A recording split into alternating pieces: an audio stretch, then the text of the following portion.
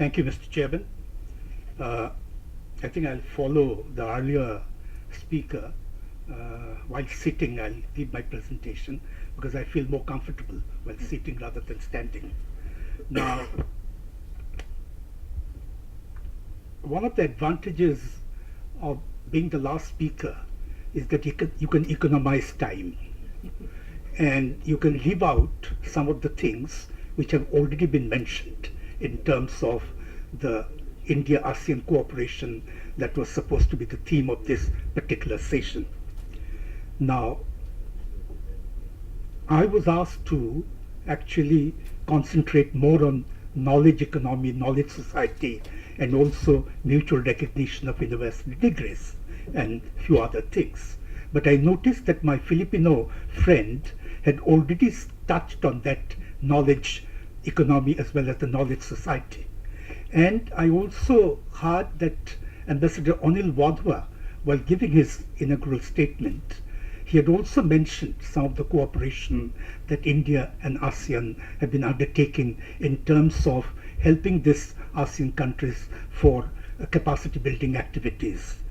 Things like entrepreneurship development center, then English language center, then digital library projects. So I'm not going to give you the details of all that and bore you with all the statistical details.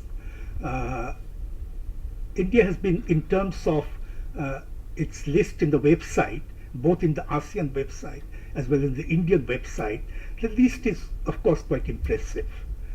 It has been doing quite a lot in terms of exchange of scholarship, giving scholarships to Southeast Asian students, training foreign service officers from the ASEAN countries, providing support in helping digital libraries in some of the Southeast Asian countries, and even in terms of ASEAN Secretariat, India has helped in terms of providing certain information techniques and other things to convert that into a kind of a resource.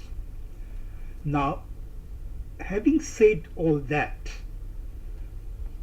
I'm also to a certain extent inclined to repeat what my Indonesian friend had mentioned by quoting Tagore, that I see India everywhere in Southeast Asia or in Indonesia specifically, but I don't see India anywhere. Now, if you're really looking at in terms of the cooperation and the visibility of some of these projects and how India and ASEAN are trying to interact with each other, I find the visibility is not much there. There are projects, there are programs. Now, one example, exchange of journalists. I think Indian journalists are visiting ASEAN countries, ASEAN journalists are coming to India. But where is the impact? Do I see any news in Indian newspapers about Southeast Asia? Do I see any Southeast Asian news in Indian newspapers or Indian news in Southeast Asian newspapers? I don't blame the Indians alone, but I think the Southeast Asian are also equally sort of responsible for not bridging the gap of knowledge between the two regions, but in fact widening the gap to my mind. So I think if you're really looking towards an agenda beyond 2015, I think it's not so much to talk about what has been done, but take an audit of the things that have been done, even the English language training programs, or for that matter, the entrepreneurship development centers that have been set up, to what extent they have really promoted the local needs. I think a serious kind of an audit is essential in order to develop a better perspective and a future agenda. Even the cultural centers that India has set up in some of these countries to promote Indian culture, most of these cultural centers are headed by people who do not have any knowledge about the country. More bureaucratic people from ICC are heading this kind of sort of centers, and it's again, the target is again the local Indian diaspora rather than the community. They say Malays, Indonesians, or for that matter, the others. So I think some of these things need to be reviewed and try to reassess the impact of some of these programs. Now, coming to more specifically some of these, capacity building activities. For example, I'll concentrate a little more on Myanmar, for example. I think one of the problems in Myanmar's transition to democracy is its lack of abilities to, really carry on the democratic process, because the lack of ability as such, because of this economic problems and a whole lot of other things. For example, in the administrative sector, the bureaucracy had always been controlled by the military elites. Now, if democracy has to transit in Myanmar, it has to transit from military bureaucracy to civilian bureaucracy. Now, in such areas, I think India can make a major contribution in terms of building up certain programs for training some of these bureaucrats. Institute like Indian Institute of Public Administration can be the focal areas of such training programs. Then there is education, is another area. Now, again in Myanmar, the University of Rangoon and University of Mandalay used to be some of the best centers in the 50s and in the early 60s. But today, if you go to those two universities, you feel like almost crying. They're in shambles.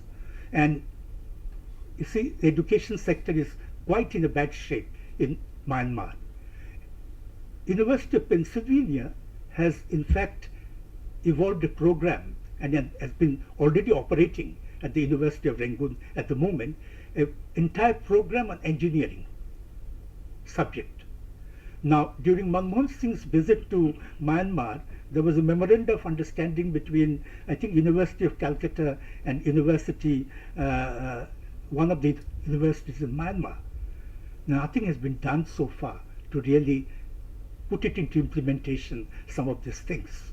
An IT center was supposed to be created in Mandalay. That has also not gone into operation as yet. So what I'm trying to suggest is that some of these areas need to be reviewed. And I think instead of giving a long list of areas where we have contributed to capacity building, it is now necessary to what extent it has really made a social impact, and to what extent that can be leveraged to broaden our relationship, broaden and deepen our relationship with these countries. Now, one cultural areas I think I'll touch upon, which others have not done. They have concentrated, my earlier speaker had concentrated on, Hindu-Buddhist kind of linkages. I think the chairman had mentioned about the Islamic part of it. And I think this is where I would suggest that even in terms of cultural tourism, I think that Islam could form a part of exchange between India and Southeast Asia. Interestingly, I have lived in that region for many years. Both in Malaysia and Indonesia, interestingly, are Islam majority states. But look at the heritage. There's no Islamic heritage, mostly Hindu-Buddhist heritage. India, a Hindu majority state, but look at the heritages around Delhi and the places. Taj Mahal, when you mention about India, Taj Mahal, Agra, Fatehpur Sikri, Mysore, a whole lot of other things are mentioned. Once I was giving a talk in one of the universities in Jakarta, Islamic University, and the first question after my talk was, are there Muslims in India? I was shocked, but I could understand. This is the gap in knowledge. So I think cultural tourism could be packaged, whereby the Indians could go into some of these countries and see how Hinduism and others also got transformation. I mean, how they have been improvised by the local genius, and how they have also adapted that to suit their local needs. It's not all Indian. It is also much contribution to the local community.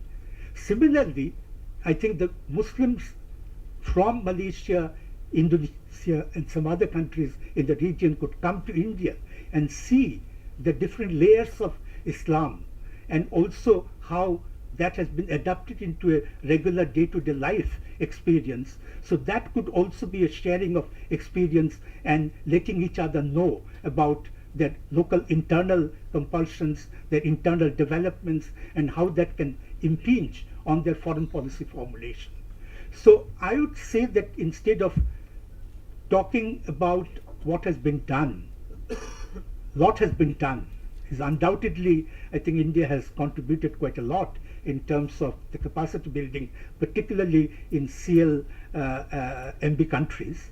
But I think more needs to be done, and I think a reassessment and a review of that is essential to make things more